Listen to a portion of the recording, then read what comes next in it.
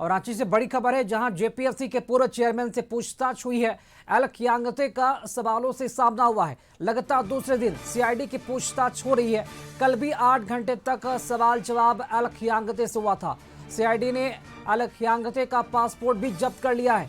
खियांगते की विदेश यात्रा की भी जांच हो रही है और आज दूसरे दिन भी एल खियांगते से पूछताछ की जा रही है। कल 8 घंटे की हुई पूछताछ के बाद उनका पासपोर्ट जब्त कर लिया गया था।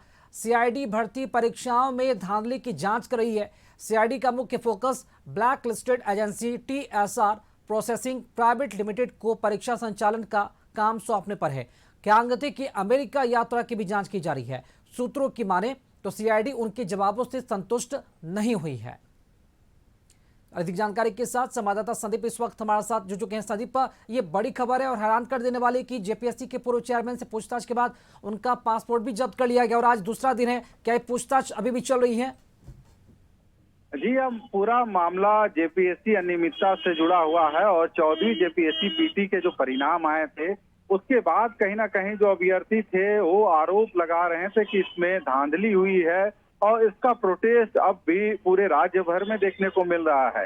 हालांकि इसकी विरोध के बाद कहीं ना कहीं सीआईडी और राज्य पुलिस ने जेपीएससी कार्यालय में छापेमारी की थी और उस दरमियान कई ऐसे साक्ष्य थे जो रेड के दरमियान में अपने साथ ले गए थे। हालांकि 5 लोगों की गिरफ्तारी भी उस दिन जेपीएससी कार्यालय से लोगों को की सीआईडी के द्वारा किया गया है। हालांकि उनसे लंबी पूछताछ के बाद जो जेपीएससी के पूर्व चेयरमैन हैं एल खियांगते, उनको सम्मन जारी किया गया था और कल यानी मंगलवार को उनको सीआईडी दफ्तर पूछताछ के लिए बुलाया गया था और एल खियांगते लगभग 11 बजे कल भी पहुंचे थे और 8 घंटे उनसे पूछताछ हुई थी सीआईडी कार्यालय में। उसके बाद उनको छोड़ा गया था। हालांकि उनका जो पासपोर्ट था कल ही जब्त कर लिया गया था और आज फिर से उनको सीबीआई दफ्तर बुलाया गया था पूछताछ के लिए। आज भी वे लगभग 11:15 बजे सीआईडी के कार्यालय पहुंचे हैं जहां पे उनसे पूछताछ चल रही है।